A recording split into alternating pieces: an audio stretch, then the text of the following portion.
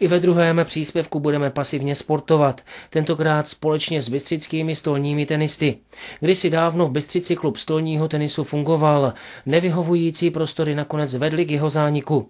V současné době se stolní tenisté snaží o znovu obrození v Bystřici téměř zapomenutého sportu a nutno dodat, že se jim v jejich snažení nevede špatně.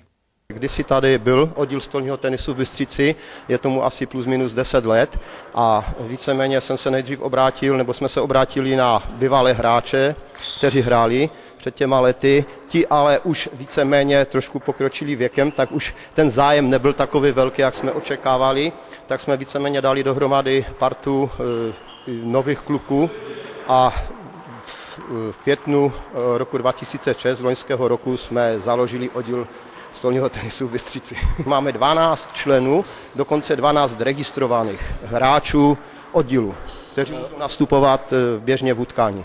Pro začátek si bystřický oddíl vytvořil poměrně slušnou členskou základnu, na které se do budoucna dá stavět. Dveře jsou ovšem otevřené i dalším novým členům. Minulost je téměř zapomenuta a tak nový bystřický oddíl začíná, jak se říká, od píky. Vstoupil do okresní soutěže skupiny B a s ostatními 10 celky z regionu bojují o dobré umístění v tabulce. Zatím jsou předposlední, ovšem jako nováček si nevedou špatně a navíc bodová ztráta na týmy před nimi není až tak velká.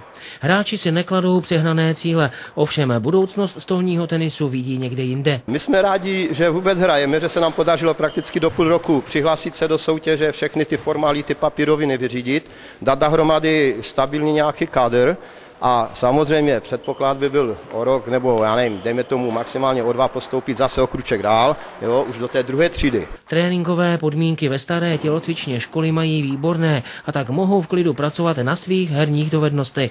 6 hráčů z 12 registrovaných má výkonnostně na okresní soutěž a pravidelně za Bystřici nastupují. Momentálně čtveřice, která tady je vidět na vedlejším nebo trojice a já jsem vlastně čtvrtý, tak to je momentálně nejlepší garnitura bystřická. Je to Jarek Telecký, Tomáš Bruk a Česlav Kovoděj.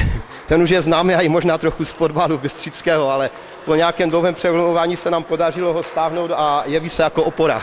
Ve 14. kole okresní soutěže skupiny B se utkali s druhým celkem tabulky s Sokolem Dobrá. Přestože borci z Bystřice byli odhodláni proti Dobré uhrát dobrý výsledek, s ambicemi byli při zemi. Sokol Dobrá, to je opravdu tvrdý oříšek, jo, to je jeden vždycky každý rok z aspirantů na postup. A každý výsledek bude dobrý. Když to bude remíza, bude to krásné a kdybychom náhodou vyhráli, o co se samozřejmě budeme snažit, tak to bude fantazie. Ani krása, ani fantazie to po zápase s Dobrou nebyly. Každopádně ale domácí stolní tenisté obstáli se ctí, když podlehli silnému soupeři jen těsně 7:11 na zápasy.